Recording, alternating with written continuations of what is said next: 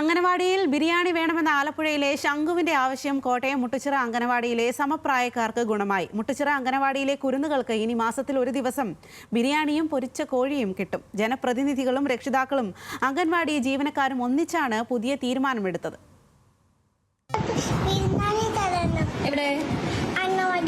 അംഗനവാടിയിൽ എന്തോ വേണ്ടേ?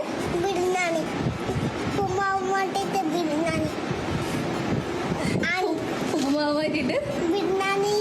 എന്തോ പൊരിച്ച കോഴി.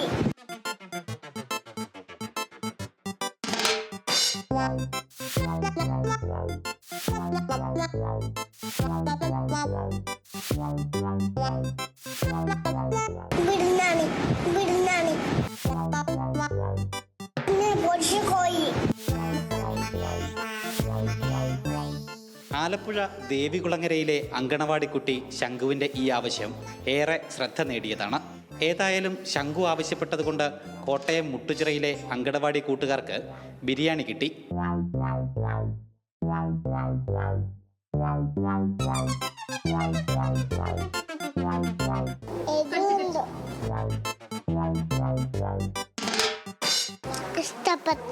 ആണോ? ആരാ ഉണ്ടാക്കി തന്നെ ബിരിയാണി? ചിക്കനാണോ? ഇതെന്താ?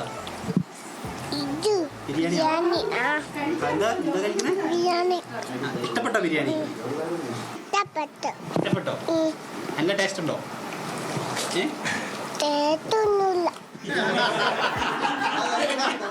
ഇനി മുതൽ എല്ലാ മാസവും ഒരു ദിവസം ഈ അങ്കണവാടിയിൽ ബിരിയാണിയും പൊരിച്ച കോഴിയുമായിരിക്കും കുരുന്നുകളുടെ ഉച്ചഭക്ഷണം. തദ്ദേശ ജനപ്രതിനിധികളും അങ്കണവാടി ജീവനക്കാരും രക്ഷിതാക്കളും കൂടി ഒന്നിച്ചെടുത്തതാണ് പുതിയ തീരുമാനം. ആദ്യ ബിരിയാണി വാർഡ് മെമ്പർ ആൻജിയുടെ വകയായിരുന്നു.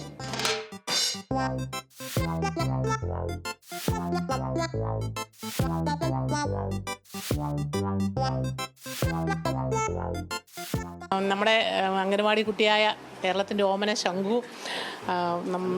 ശംഖുവിന് ബിരിയാണിയും ചിക്കൻ ഫ്രൈയും വേണം, എല്ലാ ദിവസവും ഉപ്പുമാവും കഞ്ഞിയും കഴിച്ചു മടുത്തു എന്ന് പറയുന്നത് കേട്ടപ്പോഴാണ് അംഗനവാടി കുട്ടികളുടെ ഇങ്ങനെ ഈ ഒരു ആവശ്യത്തെപ്പറ്റി നമ്മൾ ചിന്തിക്കുന്നത്. അപ്പോൾ തീർച്ചയായും ഇത് ഇവിടെ നിന്നൊരു തുടക്കമായിക്കൊള്ളട്ടെ എന്ന് ഞാനും വിചാരിച്ചു. എൻ്റെ വാർഡിലെ ഉള്ള ഏക അംഗനവാടിയാണിത്. അപ്പോൾ ഇവിടുത്തെ കുഞ്ഞുങ്ങൾക്ക് ഇന്ന് ഭക്ഷണവും കൊടുക്കുകയാണ്, ബിരിയാണിയും ചിക്കൻ ഫ്രൈയും ഒക്കെ.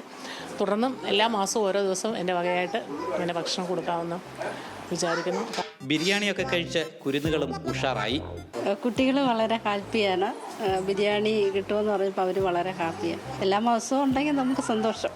വനിതാ ശിശുവികസന വകുപ്പ് മന്ത്രി വീണ ജോർജ് ശംഖുവിൻ്റെ ആവശ്യം പരിഗണിക്കാമെന്ന് ഉറപ്പ് നൽകിയിട്ടുള്ള സാഹചര്യത്തിൽ മുട്ടുച്ചിറ അങ്കണവാടിയിലെ പുതിയ തീരുമാനം മറ്റ് അങ്കണവാടികൾക്കും മാതൃകയാക്കാവുന്നതാണ്.